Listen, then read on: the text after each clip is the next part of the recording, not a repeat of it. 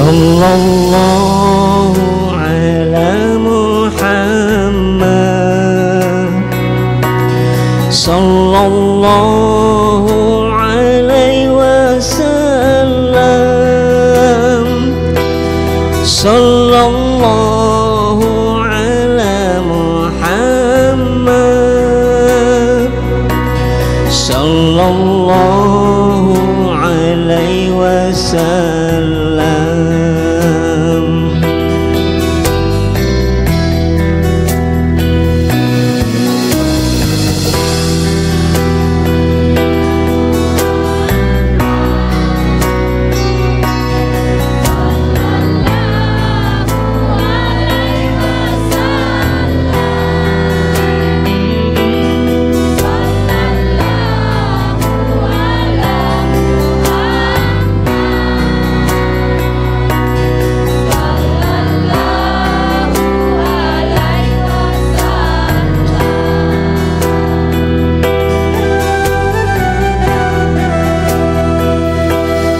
Anta syamsun, anta badrun, anta nurun fawqa nuri.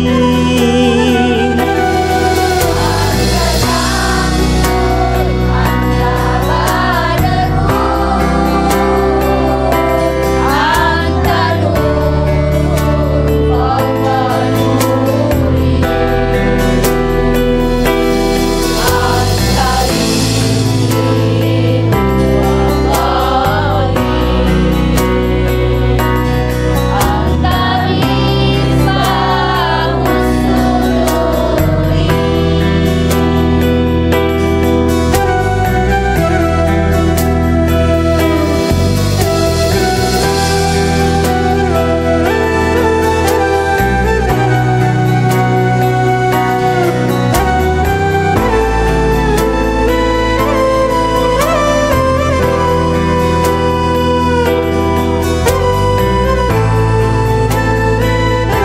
arusal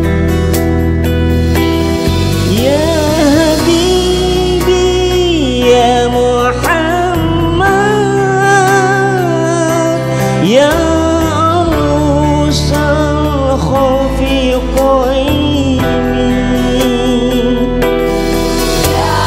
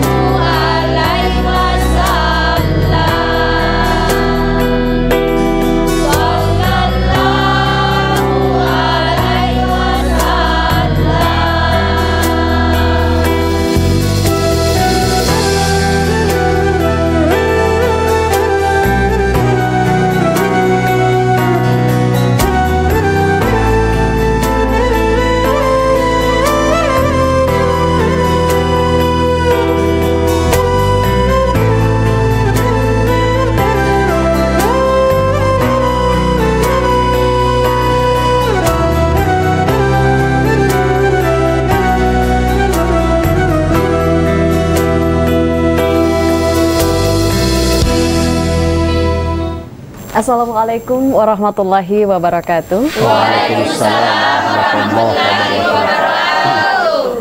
Alhamdulillahirabbil alamin wassalatu wassalamu ala asyrafil anbiya'i wal mursalin sayyidina Muhammad wa ala alihi wa sahbihi ajmain amma ba'du. Alhamdulillah wa masya Allah, segala puji bagi Allah, zat yang maha lembut lagi maha bijaksana untuk segala limpahan nikmat dan karunia-Nya. Salawat dan salam semoga senantiasa pula tercurah atas junjungan teladan kita Rasulullah Muhammad sallallahu alaihi wasallam. Salam jumpa para pemirsa TVRI Sulawesi Selatan dimanapun Anda berada. Kembali kita bersua dalam program Fokus Islami edisi hari ini bersama saya Alwiyah Nur Syarif. Dan di awal perjumpaan kita telah kita dengarkan bersama lantunan sholawat Jibril yang senantiasa memberikan keteduhan bagi hati kita, dan semoga Allah Subhanahu wa Ta'ala senantiasa menghadirkan rahmat dan hidayahnya untuk kita semua.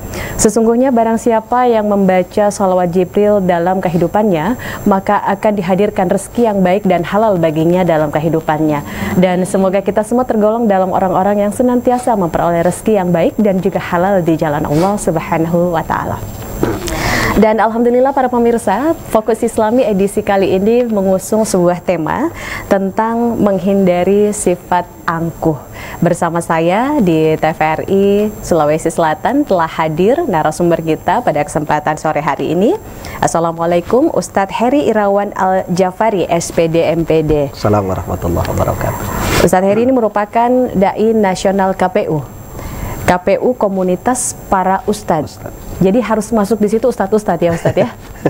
Karena bagian dari Ustadz semua yang buat ini komunitas ya. Masya Allah. Ada berapa banyak Ustadz dalam komunitas ini? Di sini kurang lebih 50 orang. Oh, 50 orang. Iya. Khusus Sulawesi Selatan? Sulawesi Selatan, bahkan di luar Sulawesi Selatan. Oh, di luar Sulawesi Selatan. Berarti sudah ke kancah nasional ya Ustadz ya. Masya Allah. Dan izinkan saya juga untuk menyapa ibu-ibu dan bapak-bapak dari Majelis Taklim Al-Hidayah Kelurahan Pompanuariatang, Kecamatan Ajangale, Bone. Assalamualaikum. Masya Allah, merah membara ya sore hari ini bapak-bapak dan ibu-ibu. Datang dari Bonenya kapan? Tadi malam. Tadi malam. Baliknya? Sebentar. Tidak capek? Insya Allah tidak. Ini bagian dari safari ya? Masya Allah. Semuanya berseri-seri, Masya Allah. Dan insya Allah nanti kita akan berdiskusi, berdialog nanti setelah kita mendengarkan tausiah dari narasumber kita pada kesempatan sore hari ini terkait tema kita menghindari sifat angkuh. Nah para pemirsa, ini sifat angkuh dalam kehidupan kita tidak dapat dipungkiri ya. Meskipun dalam kehidupan kita bertetangga, merasa bahwa tetangga kita itu baik-baik saja, tapi pasti ada juga beberapa contoh kasus yang merasa bahwa tetangganya angkuh. Atau mungkin dalam skala luas menganggap bahwa sifat angkuh ini menjadi salah satu sifat yang dimiliki oleh masyarakat lainnya. Tidak perlu jauh-jauh Ustadz, diri kita sendiri kadang kita tanpa kita sadari sesungguhnya kita menyimpan sikap angkuh itu sendiri dalam diri kita. Nah lalu seperti apa Ustadz cara kita ini bisa menghindari sifat angkuh itu? Tafadhol, kita akan dengarkan tausiah dari Al-Ustadz Heri Irawan Al-Jafari SPD MPD. Bismillahirrahmanirrahim. Assalamualaikum warahmatullahi wabarakatuh. Waalaikumsalam warahmatullahi wabarakatuh. Alhamdulillahi wa kafa, asyhadu an la ilaha illallah wa asyhadu anna Muhammadar Rasulullah. Allahumma salli ala sayyidina Muhammadin nabiyil mustafa wa ala alihi wa sahbihi wa mawala wa la hawla wa la quwata illa billah. Hadiratul mukarramin, ma'asyiral muslimin wal muslimat, pemirsa Fokus Islami TVRI Sulawesi Selatan yang sama dimuliakan oleh Allah Subhanahu wa Ta'ala. Kemudian yang bersama-sama dengan kita semua di studio TVRI Sulawesi Selatan, datang dari jauh, dari Kabupaten Bone Ibu ya, Majelis Taklim Al-Hidayah. Yang insya Allah kehadiran kita semua di kesempatan ini selalu Allah berikan kekuatan, Allah berikan kesehatan, dan dicurahkan kepada kita rahmat dan kasih sayangnya. Amin ya rabbal alamin. Alhamdulillahirabbil alamin. Tentunya inilah kalimat thayyibah yang paling pantas untuk kita ungkapkan keluar dari ujung lisan kita sampai pada kesempatan ini sebagai bentuk tahniah dan wujud kesyukuran atas begitu banyak nikmat karunia yang masih Allah titipkan dan masih Allah anugerahkan kepada kita, yang semoga kita pun mampu memanfaatkan nikmat tersebut menuju ke jalur-jalur yang telah Allah ridhoi dengan satu muara mendapatkan berkah dari Allah Subhanahu wa Ta'ala.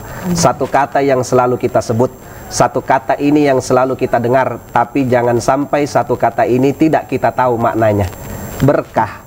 Berkah itu bahasa gampangnya kebaikan yang Allah berikan kepada kita secara terus-menerus dan tidak ada putus-putusnya. Itu namanya berkah. Salawat dan salam kita haturkan keharibaan baginda Rasulullah Muhammad sallallahu alaihi wasallam, yang semoga dengan salawat yang selalu kita sebut-sebut di setiap waktunya, salawat itu pun kelak akan menjadi syafaat tertinggi bagi kita, dan di akhirat nanti tentunya syafaat ini yang akan selalu kita nanti-nanti agar kita pun menjadi orang-orang yang selamat di sana. Amin ya rabbal alamin. Salah satu sifat yang tentunya harus kita hindari agar kita bisa menjadi orang-orang yang tenang, agar kita bisa menjadi orang-orang yang damai dan terhindar dari keburukan adalah sifat angkuh. Angkuh biasa disebut juga dengan sombong, takabur. Kalau orang Bugis bilang apa, Ibu? Matampo. Iya. Karena dengan kesombongan ini ibaratnya magnet, Ibu ya. Kalau orang sudah dirasuki sifat sombong, maka dia akan menyerap sifat-sifat atau dosa-dosa yang lain. Makanya kadang kalau orang sudah punya sifat sombong, dia sudah suka anggap enteng orang lain. Kalau dia sombong, merasa dirinya paling benar. Kalau dia sombong, tidak mau dengar pendapatnya orang lain. Nah, itu bahayanya. Kalau kita ingin mengambil hikmah di dalam Al-Quran, surah Al-Baqarah ayat yang ke-34. Di situ Allah berfirman, wa id qulna lil malaikati isjudu li adama fasajadu illa iblis aba wastakbar wa kana minal kafirin. Dimulai sejak awal penciptaan manusia yang pertama sekaligus nabi yang telah Allah angkat, yaitu Nabi Adam alaihi salam. Di surga, ibu-ibu, Allah memerintahkan kepada seluruh penduduk yang ada di dalamnya untuk bersujud sebagai wujud penghormatannya kepada Nabi Adam atas instruksi dari Allah. Yang namanya malaikat, karena memang ia diciptakan tidak punya nafsu, jadi mutlak sifatnya sami'na wa ata'na. Sujud semua di hadapannya Nabi Adam, kecuali satu yang tidak mau. Di dalam ayat tersebut jelas illa iblis, kecuali iblis. Aba wastakbar, dua sifat yang diinformasikan di dalam ayat ini. Aba, apa itu aba? Bahasa gampangnya aba, supaya gampang kita pahami, itu gengsi. Ya, makanya kalau kita orang Bugis Makassar itu punya satu karakter yang harus dijunjung tinggi, namanya siri. Malu. Malu itu bagus, tapi kalau dia sudah diulang jadi malu-malu, itu yang tidak bagus. Malu-maluin. Jadi gengsi. Kemudian yang kedua, wastakbar, kesombongan. Ini dua. Makanya iblis itu enggan bersujud di hadapannya Nabi Adam karena merasa dirinya lebih baik daripada Nabi Adam. Ana khairum minhu.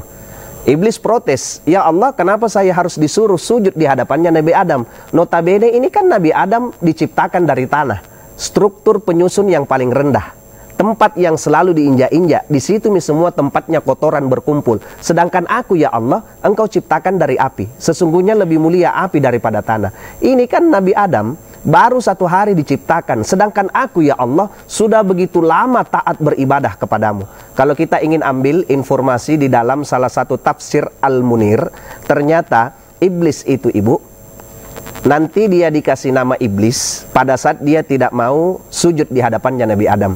Kalau kita mau lihat biografinya iblis, ternyata iblis itu golongan jin yang bernama Azazil.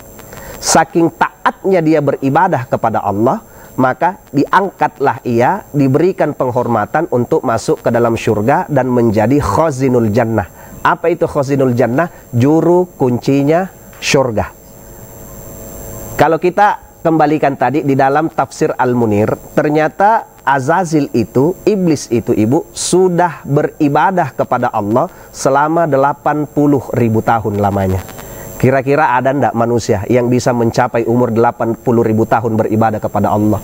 Bahkan iblis itu pun sudah bertawaf di Baitul Makmur selama 14.000 tahun. Yang mana itu Baitul Makmur, Ustadz? Kalau di dunia namanya Ka'bah. Naik garis lurus ke atas, itulah namanya Baitul Makmur. Kalau di Ka'bah yang tawaf mengelilingi itu adalah manusia, sedangkan di Baitul Makmur yang tawaf mengelilingi adalah para malaikat.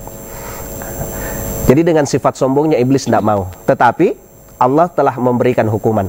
Karena dia sombong, no pardon, no mercy, no forgive, don't give me a chance, get out from here, I'm sorry, goodbye. Dikasih keluar dari surga, kemudian dimasukkan ke dalam golongan yang ingkar terhadap ketentuan yang telah Allah tetapkan. Nah, makanya kita bisa ambil pembelajaran dari iblis. 80.000 tahun taat beribadah kepada Allah karena satu saja kesombongan yang ia miliki dikasih keluar dari surga. Apalagi kita. Nah, muncul pertanyaan, Ustadz, kenapa itu iblis tidak dimaafkan saja oleh Allah? Taatnya kan 80.000 tahun dia beribadah, sedangkan dosanya cuma satu. Kenapa tidak dimaafkan? Saya pakai logika seperti ini, Bu ya. Ada satu orang biasa dengan ustadz. Orang biasa ini malas sholat, malas mengaji, masuk bulan Ramadan cuma 3 hari di puasa, awal, tengah, dan akhir. Kalau kita lihat orang seperti ini, kira-kira bagaimana kita punya pendapat? Memang tong begitu orangnya, malas memang tong. Tapi kalau ada ustadz, dia tomi tidak sholat, dia tomi tidak mengaji, masuk Ramadan tidak puasa, kira-kira bagaimana pendapatnya Bapak Ibu? Ustadz apa itu? Nah, padahal kan dosanya sama. Sama-sama tidak sholat, sama-sama tidak ngaji, sama-sama tidak puasa. Tetapi kenapa penilaian kita terhadap dua orang ini berbeda? Karena ada status yang diembannya. Begitupun iblis. Iblis sebenarnya sudah paham. Allah yang menginstruksikan, harusnya engkau iblis taat. Tetapi karena itu tadi, merasa hebat, makanya iblis no. Jadi sebelum iblis itu dikeluarkan dari surga Bapak Ibu, iblis itu minta komitmen sama Allah. Dia minta 3. Yang pertama, jangan engkau matikan aku, anakku, cucu-cucuku sampai kelak engkau menentukan hari kiamat. Jadi bedanya bangsa jin dengan kita ini manusia. Setiap detik manusia ada yang lahir, pasti ada yang meninggal. Beda dengan jin. Setiap detik ada yang terlahir, maka tidak ada yang meninggal. Bukan berarti abadi, Bu ya, tapi umurnya ditangguhkan oleh Allah. Yang kedua, izinkan aku untuk menggoda semua anak cucunya Adam sampai kelak engkau menentukan hari kiamat. Makanya mulai dari zamannya Nabi Adam hingga sekarang, iblis itu tidak akan pernah berhenti menggoda kita anak cucu Adam, Ibu. Mulai dari kita bangun dari tidur, Pak, sampai kita akan tidur lagi, tidak akan pernah kita berhenti digoda. Bahkan pada saat seorang anak itu terlahir ke dunia, maka ada satu jin yang akan ikut mulai dari kita lahir sampai meninggal. Namanya jin korin. Apa tugasnya jin korin ini? Dia yang selalu membisikkan di dalam dada kita untuk melakukan kejelekan. Itulah hikmahnya kenapa pada saat anak bayi yang lahir cepat-cepat diazankan di telinga kanan, boleh ditambah diikomahkan di telinga kiri. Apa manfaatnya itu? Yang pertama, mudah-mudahan kalimat yang pertama ia dengar pada saat terlahir hidup di dunia adalah kalimat la ilaha illallah. Dan pada saat diazankan di telinganya, maka datanglah malaikat korin. Nah, jadi ada malaikat korin. Malaikat korin apa tugasnya, Ibu? Pak, itu yang lawan tadi jin korin. Makanya kan ada itu yang selalu berkelahi di dalam dada. Ambil mimangganya itu Pak Haji, tidak ada jorannya pergi haji, tidak ada ji. Ada yang bisik lagi di dalam, jangan kok, biar tidak ada Pak Haji, tapi ada Allah yang lihat. Ini selalu berperang, kan Bapak Ibu biasa selalu rasakan seperti itu. Nah itu, ya, makanya tidak pernah berhenti. Mulai dari kita bangun tidur sampai kita akan tidur lagi. Ibu-ibu, bapak-bapak, tabe, pernah kita dapat mimpi dikejar sama setan. Semakin kita lari, semakin tidak bisa kita lari. Pernah ya? Nah, berarti kentara ibu-ibu lupa baca doa sebelum tidur.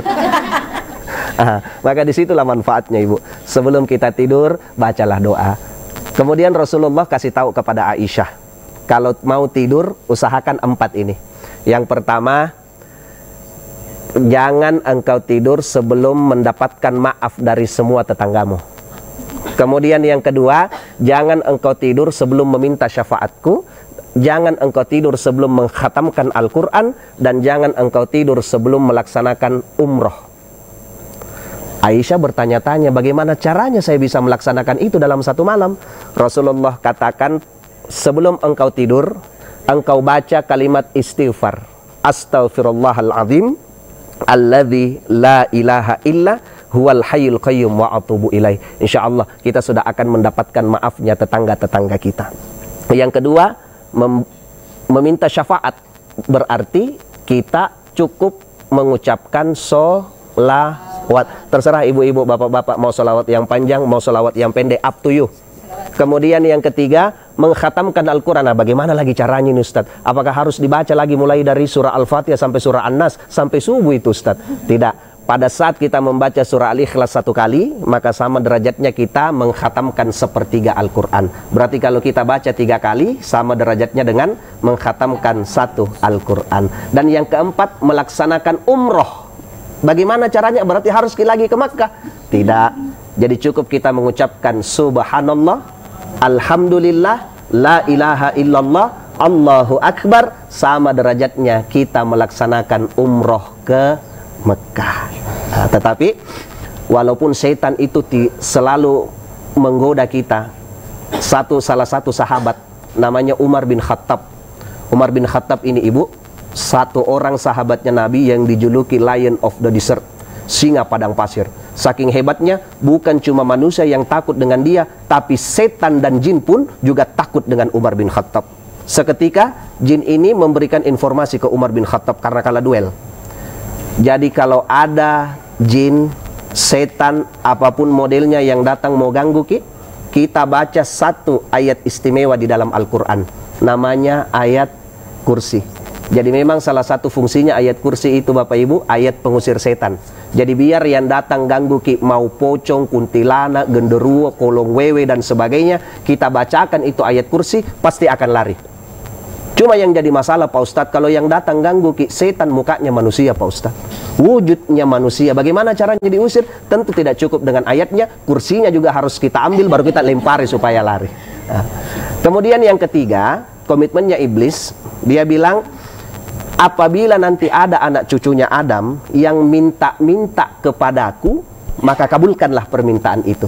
Makanya jangan heran Bapak Ibu, kalau ada mungkin saudara-saudara tak yang mau cheat, cari jalan pintas, mau cepat kaya tapi malas kerja, malas berusaha, akhirnya pergi ke dentoah, pergi ke orang pintar. Kenapa dikatakan orang pintar? Karena yang datang ke dia orang bodoh semua. Nah, dengan segala macam persyaratan, tumbal dan sebagainya, akhirnya bisa kaya mendadak. Jangan kita tertipu, karena itu memang bentuk siasatnya iblis untuk menjerumuskan kita, umat anak cucunya Nabi Adam, supaya jauh dari cahaya kebenaran. Makanya iblis itu tidak akan senang ibu. Jadi memang kita harus lawan. Setan maunya kita jelek, sedangkan kita manusia maunya kita baik.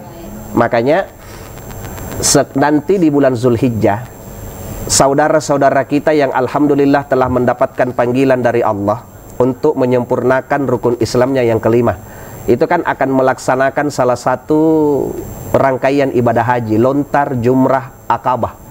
Nah, lontar jumrah akabah maksudnya di situ ibu, kita lempar 3, akabah, usta, dan ula yang dilempar. Kenapa ini 3 yang dilempar? Karena dulu inilah yang goda Nabi Ibrahim, istrinya dan anaknya. Akabah yang goda Nabi Ibrahim, wusta yang goda Hajar, kemudian ula yang goda Ismail.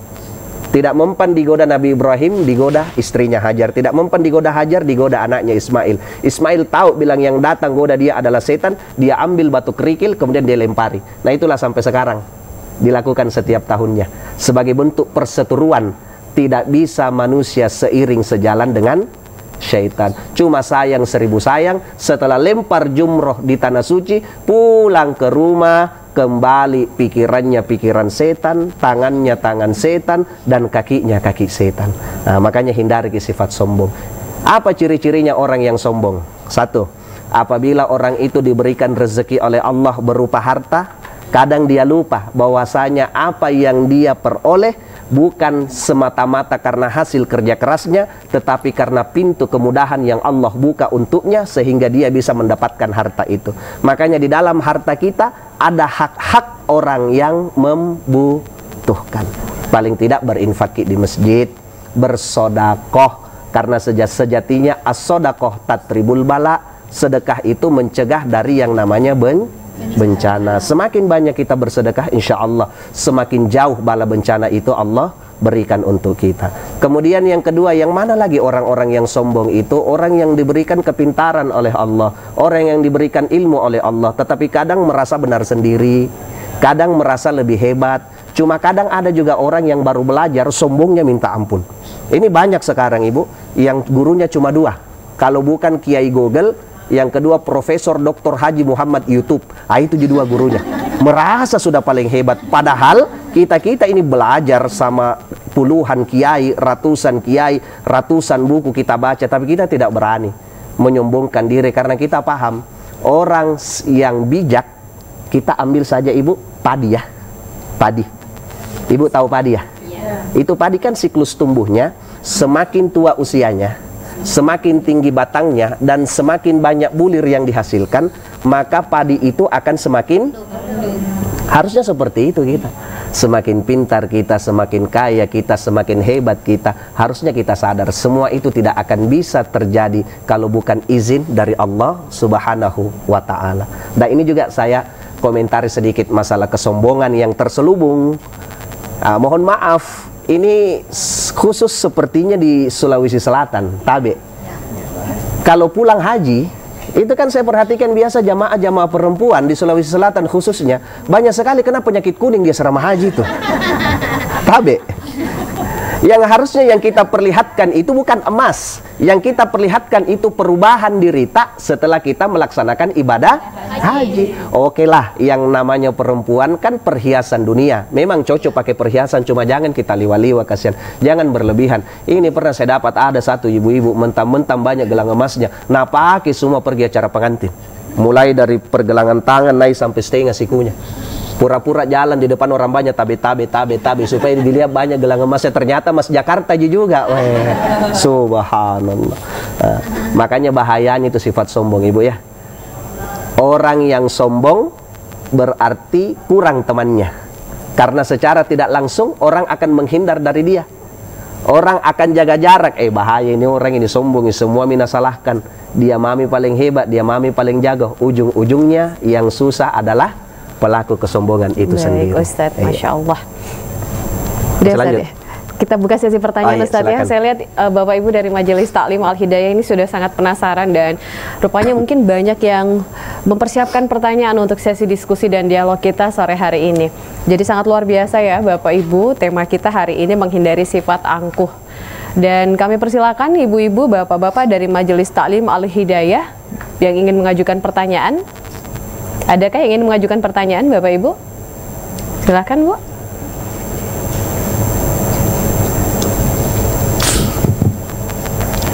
Bismillahirrahmanirrahim.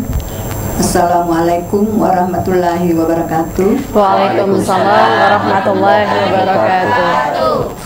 Kami perkenalkan, nama saya Suleha, Ketua BKMT Al-Hidayah, Kelurahan Pompanoriatang, Kecamatan Angjangale, Kabupaten Bone. Baiklah, adapun yang saya ingin tanyakan di sini yaitu bagaimana cara menghindari sifat angkuh dan sifat sombong, dan apa perbedaan sifat angkuh dan sifat sombong. Mohon Pak Ustadz penjelasannya. Terima kasih. Assalamualaikum warahmatullahi wabarakatuh. Waalaikumsalam warahmatullahi wabarakatuh. Kita tampung dulu ya dari Bu Suleha. Satu orang lagi yang ingin mengajukan pertanyaan, mungkin dari bapak-bapaknya. Oh ya, boleh, silakan Pak. Bismillahirrahmanirrahim. Assalamualaikum warahmatullahi wabarakatuh. Waalaikumsalam warahmatullahi wabarakatuh. Pak Ustadz yang kami muliakan, nama saya Muhammad Iwan. Adapun pertanyaannya adalah, bolehkah sombong kepada orang yang sombong? Demikian, wabillahi taufiq wal hidayah. Assalamualaikum warahmatullahi wabarakatuh. Waalaikumsalam warahmatullahi wabarakatuh. Ini pertanyaannya Pak Iwan agak berbeda ya dengan pertanyaan Ibu Suleha. Ibu Suleha minta gimana caranya menghindari sombong, perbedaan sombong dan angkuh. Nah, kalau Pak Iwan ini agak menarik. Bolehkah kita sombong kepada orang yang sombong? Tafadhol Ustaz. Ya. Pertanyaan pertama, mungkin saya bisa luruskan sedikit Ibu ya, karena sombong dan angkuh itu cuma sinonim. Mungkin maksudnya Ibu sombong dengan percaya diri, karena memang agak tipis-tipis. Saya mau ambil logika seperti ini saja Ibu. Banyak melihat ke bawah, tapi jangan terlalu ke bawah. Boleh melihat ke atas, tapi jangan terlalu ke atas, karena segala sesuatu yang berlebihan itu tidak bagus. Terlalu ke bawah tidak bagus, terlalu ke atas juga tidak bagus. Bawah bagus, atas bagus. Kenapa kita mesti ke bawah? Supaya kita banyak melihat asal kita. Oh iya ya, saya ini asalnya terbuat dari tanah, lahir hidup di dunia injak tanah, kemudian selama hidup makan hasil tanah, kemudian pada saat meninggal pun pasti akan dikubur ke dalam tanah. Karena semuanya akan terputar-putar di tanah. Hakikat hidup kita insya Allah akan memberikan pembelajaran sehingga sifat sombong itu bisa kita redam. Boleh juga ke atas. Ke atas ini sebagai bentuk percaya diri. Maksudnya percaya diri begini, masa dia bisa saya tidak bisa? Masa dia jago saya tidak jago? Kan begitu. Jadi saya mau bedakan iri dengan dengki. Kalau iri itu positif, kalau dengki itu yang negatif. Kalau positif, contoh, kenapa anaknya bisa jadi penghafal Al-Quran, anakku tidak bisa? Saya kasih masuk juga anakku di pesantren jadi penghafal Al-Quran, itu iri. Tapi kalau dengki, kenapa itu bisa jadi anaknya penghafal Al-Quran? Anak korupsi itu suaminya. Itu dengki namanya itu. Percaya diri itu harus ada di dalam diri kita Bapak Ibu, supaya kita bisa menjadi orang-orang yang dinamis. Jadi melihat ke bawah supaya kita bisa menyadari asal usul kita, melihat ke atas agar kita bisa menjadi orang yang dinamis. Jangan terlalu ke bawah. Kenapa? Karena kalau terlalu ke bawah lihat lubang, tidak, pasti tersangkut. Kalau terlalu ke atas juga tidak bagus. Contoh Ibu ya, kalau leher saya ini, kepala saya naikkan ke atas, ini kan masih nak keluar suara karena ke atasnya pas. Tapi kalau dia ke atas ini tidak keluar suaranya. Makanya begitu Ibu. Yang dimaksud sombong ini yang seperti ini. Tapi kalau ini tadi percaya diri. Boleh sesekali kita menoleh ke kanan dan ke kiri, tetapi jangan ke kanan terus, jangan ke kiri terus. Bisa jadi kita akan membanding-bandingkan diri kita dengan orang. Dan kadang kalau kita selalu membandingkan diri kita dengan orang lain, itu yang membuat kita menjadi pusing. Kita lihat tetangga ada lagi iPhone nak beli, sedangkan suamiku sama saya ini 5 tahun 10 tahun menikah tidak pernah beli iPhone. Biar HP bekas saja tidak ada dibelikan, itu bahayanya. Jadi itu kiatnya Ibu ya. Kemudian dari Bapak Pak Iwan, bolehkah sombong kepada orang yang sombong? Kalau kita melihat salah satu hadisnya Rasulullah, takabbur alal mutakabbir sodakoh. Sombong kepada orang yang sombong itu sedekah. Itu Rasulullah yang berkata. Cuma ini bukan menjadi alasan supaya kita selalu menampakkan kesombongan kepada orang yang sombong. Tujuannya di sini kita menyombongkan diri kepada orang yang sombong supaya dia diam, tidak banyak lagi bicaranya. Karena kadang kalau tidak diska, banyak sekali bicaranya. Dan memang kadang kita perlu sedikit sombong Ibu. Contoh, suamiku dulu itu pejabat, pernah jadi wali kota, pernah jadi bupati. Terkadang kita perlu sombong untuk memberikan pembelajaran kepada orang-orang yang di sekitar. Cuma kalau untuk membanggakan diri itu yang tidak boleh. Jadi memang kadang kita harus menceritakan riwayat hidup kita kepada orang lain, tapi satu-satu kali Kalau satu-satu kali, itu namanya memberi hikmah. Tapi kalau setiap kita ketemu orang itu terus kita cerita, berarti tampo kalau begitu. Iya, saya kira begitu Pak Iwan ya. Iya. Baik. Jelas ya Bu Soleha dan Pak Iwan. Dan kami juga mengajak para pemirsa setia Fokus Islami dimanapun Anda berada, bagi Anda yang ingin berdiskusi ataupun berdialog bersama kami di program Fokus Islami edisi hari ini, kami persilakan untuk menghubungi nomor telepon 0811-4460-6600 atau yang sesuai tertera di layar TV Bapak Ibu. Dan sesi selanjutnya kami buka kembali untuk Bapak Ibu dari Majelis Ta'lim Al-Hidayah. Masih ada yang ingin mengajukan pertanyaan? Ini semakin seru. Oke, tafadhol Ibu, silakan. Terima kasih atas kesempatan yang diberikan. Assalamualaikum warahmatullahi wabarakatuh. Waalaikumsalam warahmatullahi wabarakatuh. Tapi Pak Ustaz, tadi dijelaskan bahwa sifat angku itu kadang membuat kita sok pintar dan tidak mau mengalah. Nah, yang saya ingin tanyakan di sini Pak Ustaz, gimana artinya kita menyikapi kalau kita mendapatkan orang yang sok pintar dan tidak mau mengalah? Terima kasih Pak Ustaz. Assalamualaikum warahmatullahi wabarakatuh. Waalaikumsalam warahmatullahi wabarakatuh. Mohon maaf tadi namanya Ibu siapa? Ibu Haja Fatimah. Penanya selanjutnya, yang di belakangnya Ibu boleh. Bismillahirrahmanirrahim. Assalamualaikum warahmatullahi wabarakatuh. Waalaikumsalam warahmatullahi wabarakatuh. Perkenalkan, nama saya Hadrawati Kadir. Adapun pertanyaan saya, apa dampak atau akibat dari orang yang memiliki sifat angkuh bagi lingkungan masyarakat? Terima kasih. Assalamualaikum warahmatullahi wabarakatuh. Waalaikumsalam warahmatullahi wabarakatuh. Baik, langsung saja Ustadz, ada dua pertanyaan untuk sesi kali ini. Pertanyaan yang pertama tadi, bagaimana caranya kita menyikapi kalau kita ketemu dengan orang-orang yang mentalnya itu mental angkuh, sombong. Yang paling gampang sebenarnya Ibu, kita hindari saja. Jangan kita tambah-tambah. Kalau dia cerita saja, pasti emosi tonji itu nanti. Bukan tidak ditanggapi, karena kalau semakin kita tanggapi tambah menjadi-jadi ceritanya. Bahkan bisa jadi apa yang tidak pernah dia alami akan dia ceritakan, yang ujung-ujungnya akan berbohong. Karena seperti yang awal tadi saya katakan, orang yang sombong itu akan menarik dosa-dosa yang lain pada dirinya. Untuk menambah kesombongannya, dia akan melakukan berbagai cara, entah itu dari sambaran cerita, sambaran lakukan, agar dia bisa mendapat pengakuan, agar dia bisa mendapat prestis. Padahal prestis dan pengakuan itu bukan sebenarnya kita yang nilai, tapi orang yang memberikan pengakuan kepada kita. Kalau kita yang mengakui diri sendiri, itulah sombong. Tapi kalau orang yang mengakui kita, memberikan penilaian kepada kita, itulah namanya penghormatan, penghargaan. Yang lebih tinggi lagi adalah kemuliaan. Jadi tidak usah ditanggapi. Bu, kalau selesai mencerita, kalau habis napasnya cerita, aku bilang pergi Kak dulu, mau beli sayur, habis ke sayurku. Yang begitu-begitu memang tidak usah ditanggapi, Bu. Kemudian pertanyaan yang kedua tadi, apa dampaknya orang-orang yang sombong di dalam lingkungan masyarakat? Allah saja sangat membenci orang yang sombong, apalagi manusia. Orang sombong saja tidak suka dengan orang yang sombong, kan begitu.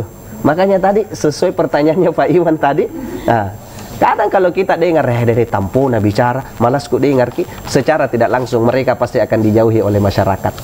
Lingkungan sosial itu tidak akan berpihak kepadanya. Kenapa? Karena ia merasa hebat sendiri, ia merasa jago sendiri, pendapatnya mau diterima sendiri. Secara tidak langsung dia ingin mengatakan, saya tidak perlu kok, cukup saya sendiri saja yang hidup di dunia. Padahal kita ini kan makhluk sosial. Sehebat-hebatnya kita, pasti kita butuh pertolongan manusia yang lain. Jadi biar itu tetangga atau orang kaya bagaimana kalau kebakaran rumahnya, siapa yang tolong pertama? Tetangga toh, yang ada di Bone, bukan yang ada di Makassar.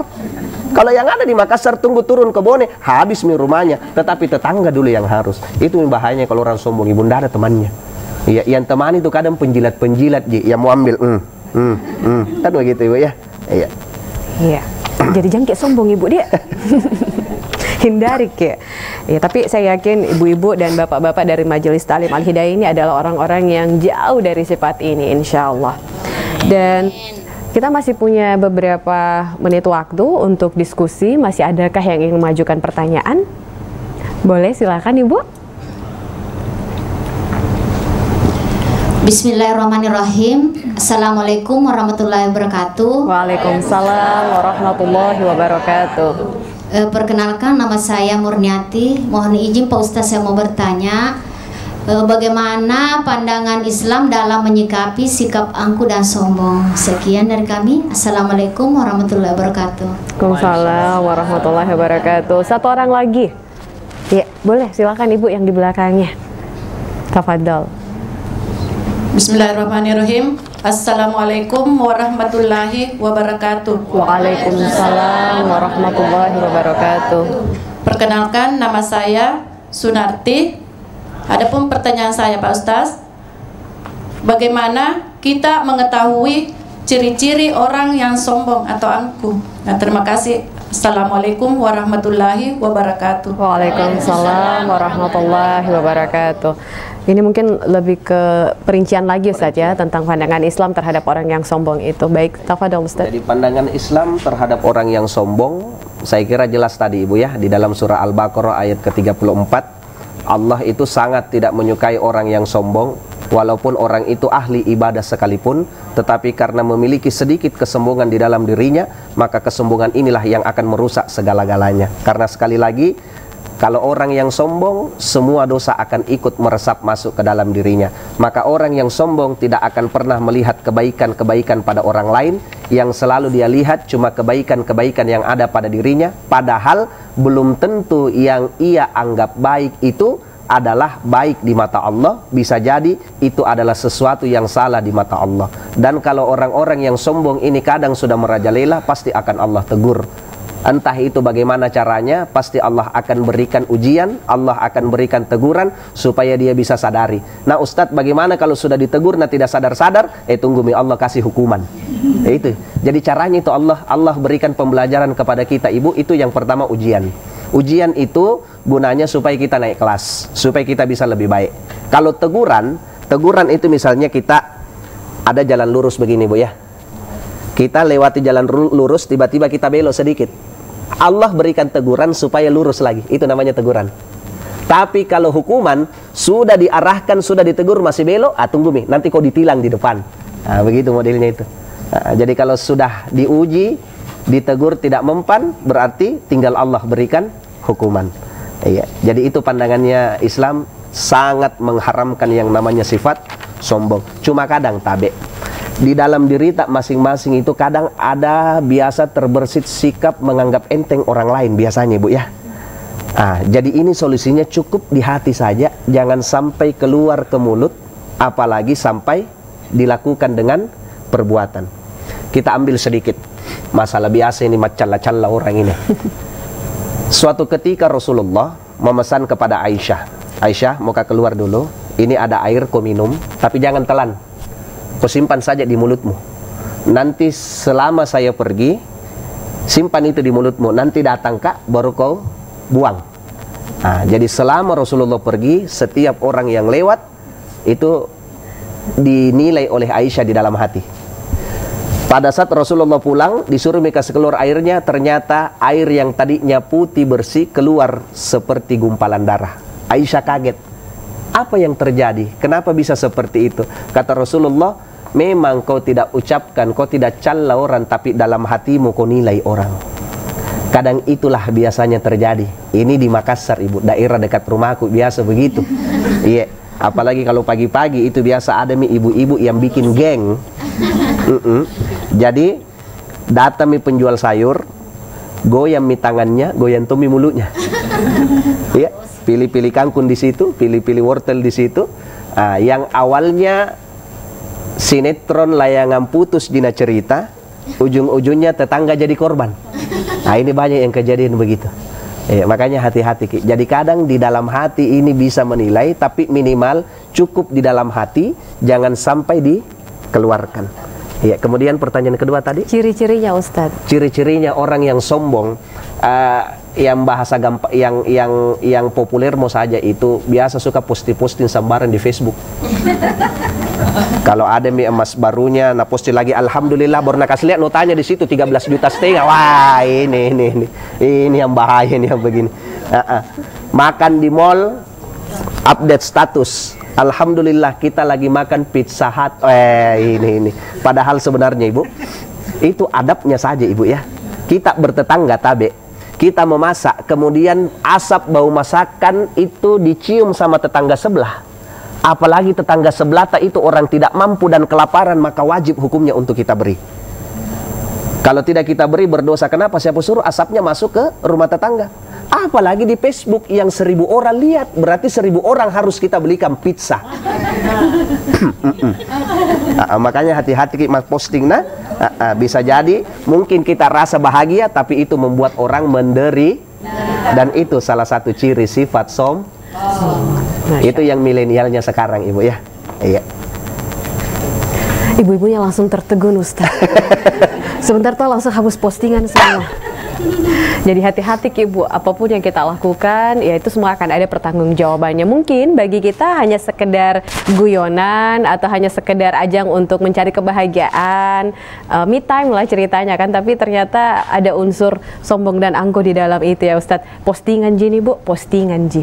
Belum kalau kita beli sayur, beli ikan, bahaya sekali. Ustadz kayaknya tahu sekali ya kebiasaan ibu-ibu ya. Saya curiga kok kalau istrinya Ustadz keluar belanja, dia lihat-lihati. Tapi ini luar biasa sekali karena kita bersentuhan langsung dengan apapun aktivitas dalam kehidupan sehari-hari kita. Karena kadang kita melakukan banyak sekali kajian muhasabah diri kita hanya melihat kepada orang lain, tapi tidak pernah mendelik dan melihat apa sih aktivitas yang kita lakukan sehari-hari. Alhamdulillah hari ini dari dialog kita, diskusi kita, Ustadz Heri kembali mengingatkan kita bahwa dalam kehidupan sehari-hari satu sifat ini saja, angkuh ataupun sombong, ternyata kita pun mendalaminya dalam aktivitas kita. Dan semoga, na'udzubillah, kita bisa terhindar dari sifat angkuh ini atau sombong ini. Semoga kita semua senantiasa memperoleh rahmat dan hidayah dari Allah. Karena kalau misalnya Allah pun tidak memberikan hidayah kepada kita, maka mungkin kita akan menjadi hamba yang akan terus memiliki atau terpenjara dalam sikap angkuh dan sombong itu. Baik Ustadz, ini luar biasa sekali diskusi kita sore hari ini. Boleh nggak saya bertanya Ustadz? Saya juga penasaran. Ustadz, bedanya orang yang sombong sama yang manipulatif itu apa sih Ustadz? Manipulatif? Iya. Kalau kadang manipulatif itu dia bisa mempengaruhi orang. Iya. Tapi kalau kesombongan kadang terlihat pada dirinya saja. Terlihat pada dirinya. Kalau manipulatif kan dia mempengaruhi orang. Iya. Jadi kalau misalnya saya sering posting-posting, Iya. angkuh dan sombong, tiba-tiba besok-besok saya bilang saya tidak punya apa-apa, itu manipulatif Iya, ya Ustadz? termasuk ya? Manipulatif. Manipulatif. Iya. Dan itu tidak bagus juga Tidak ya Ustadz bagus, ya? betul. Masya Allah. Semoga kita tidak seperti itu Bapak Ibu. Baik, masih adakah di antara ibu-ibu yang ingin mengajukan pertanyaan atau para pemirsa yang menyaksikan Fokus Islami edisi hari ini? Kami persilahkan. Masih adakah Bapak Ibu? Mumpung Ustadz Heri ada di sini Bapak Ibu.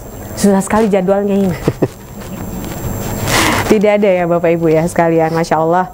Dan diskusi kita tentang menghindari sifat angkuh. Mungkin masih adakah yang ingin disampaikan Ustadz kepada para pemirsa tentang sifat angkuh ini? Jadi yang kita singgung tadi adalah sifat angkuh. Lawannya sifat angkuh adalah tawaddu atau rendah hati. Makanya untuk menghilangkan sifat angkuh berarti kita harus menghadirkan sifat tawaddu atau rendah hati. Apa itu sifat tawaddu atau sifat rendah hati? Kita selalu beranggap bahwasanya segala sesuatu yang kita dapatkan itu asalnya dari Allah Subhanahu wa taala. Karena kalau sudah Allah yang memberikan segala-galanya, semua tidak ada yang tidak mungkin. Apapun yang kita usahakan, manusia hanya bisa berencana, tetapi Allah lah yang menentukan hasil akhirnya. Apapun yang kita usahakan, sekeras mungkin kita berikhtiar, tapi kalau Allah belum memberikan ACC atau fix dalam ikhtiar itu, maka tentunya tidak akan bisa tercapai. Makanya dengan kita selalu menghadirkan Allah di dalam setiap aktivitas kehidupan kita, insya Allah kesombongan itu pasti tidak akan muncul di dalam diri kita. Dan kalau tiba-tiba dia muncul Ustadz, tetap kita lawan dia. Kalau kita sadar, bahaya ini sifat sombong, langsung kita lakukan kebalikannya. Kalau kita mau posting, kita rasa, saya Tonji nih yang bisa pergi ke sini nih, yang lain tidak bisa. Jangan sampai ini kesombongan yang saya posting ini, langsung pakai hapus. Ya, karena ini sekarang kalau kita berbicara masalah zaman-zaman milenial, banyak ternyata kesombongan-kesombongan melalui medsos. Ibu ya, banyak yang punya seragam baru, posting. Alhamdulillah seragam baru. Makanya saya tanya sama ibu-ibu ini, seragamnya cantik-cantik semua ibu ya. Warna merah, merah berarti berani, merah berarti kesuburan, merah berarti konsisten. Cuma saya mau tanya, ibu lunas semua ini seragam tak? Alhamdulillah sudah lunas. Jadi mari kita menjadi orang-orang yang rendah hati, hindarkan sifat sombong, sifat angkuh, merasa benar sendiri, tidak mau menerima kebenaran. Selama orang lain memberikan masukan kepada kita, selama itu masukannya baik dan benar, mari kita terima. Yang penting insya Allah semuanya memberikan dampak positif untuk kita ambil ibu ya. Jangan mentang-mentang mungkin kita orang kaya, kita sudah tidak mau dengar masukannya orang miskin. Mungkin kita ini pejabat, kita sudah tidak mau dengar masukannya kita punya staf. Bisa jadi staf memang dia punya pangkat lebih rendah, tetapi kita tidak tahu ilmunya bisa lebih tinggi daripada kita. Mungkin orang itu miskin harta, tapi orang itu kaya dengan akhlak dan ilmu. Makanya selalu kita ambil prinsip begini, Ibu. Unzur ma qala wala tanzur man qala.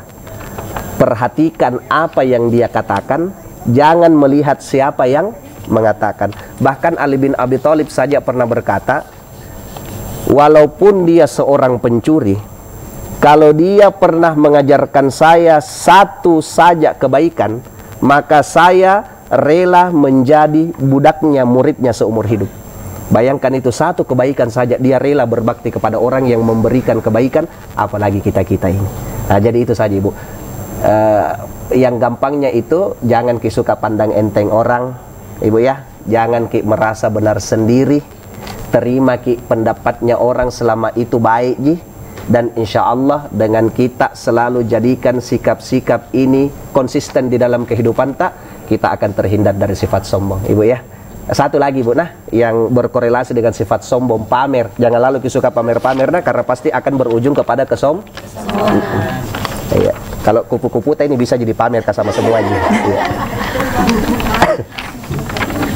Baik, terima kasih Ustadz Heri Irawan Al-Jafari SPD MPD. Para pemirsa, alhamdulillah tausiah pada kesempatan hari ini menghindari sifat angkuh telah kita diskusikan dan kita dialogkan bersama narasumber dan juga Bapak Ibu dari Majelis Ta'lim Al-Hidayah. Para pemirsa, sesungguhnya orang sombong itu melihat orang lain seperti ia melihat orang lain dari atas bukit. Tanpa ia sadari, dia melihat orang lain itu sangat kecil. Dan kebalikannya, orang lain pun melihat dia juga sangat kecil. Dan orang sombong ini hanya akan dikalahkan dengan orang yang rendah hati. Mungkin tidak segera, tapi itu pasti. Maka semoga kita semua terhindar dan dijauhkan dari sifat angkuh ataupun sombong ini. Semoga kita tetap menjadi hamba yang senantiasa tawadu, menjalankan tugas kita dan kewajiban kita sebagai layaknya seorang hamba. Dan semoga Allah senantiasa menghadirkan hidayahnya untuk kita semua.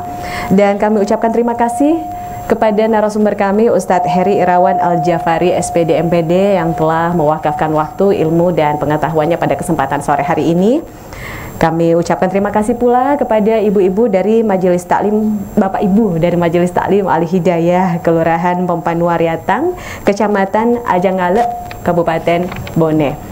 Dan semoga kita dapat bersua kembali di lain waktu dengan nikmat kesehatan dan kesempatan yang Allah berikan bagi kita semua. Dan pada akhirnya mewakili seluruh kerabat kerja TVRI Sulawesi Selatan, kerabat kerja Fokus Islami, saya Alwiah Nur Syarif, mengucapkan terima kasih kepada seluruh pemirsa setia Fokus Islami dimanapun Anda berada. Semoga Allah senantiasa memberikan rahmat dan juga hidayahnya bagi kita semua.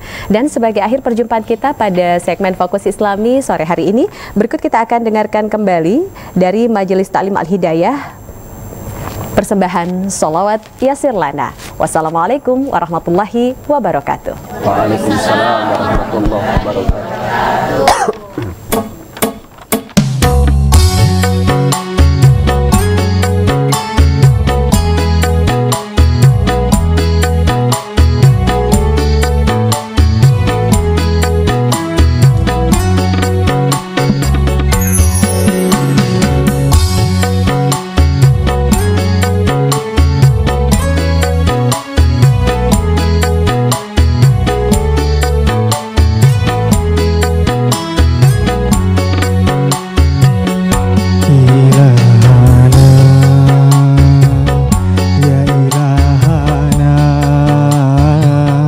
Yasir lana umurona ilahana ya ilahana min dinina wa dunyana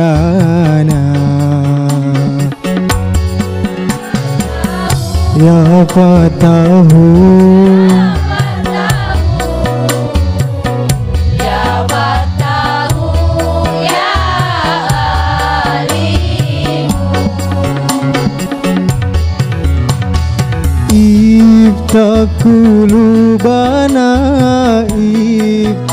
Kulubana ala tilawatil Qur'an.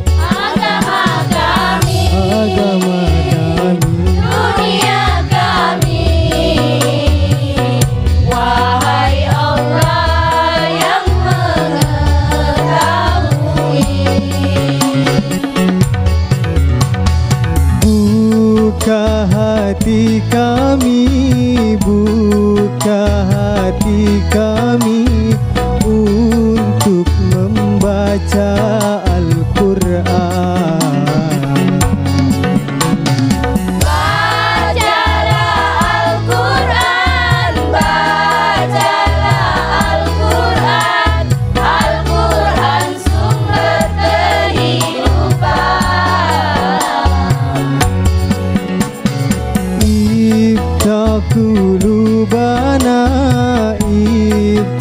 Qulubana ala tilawatil Qur'an.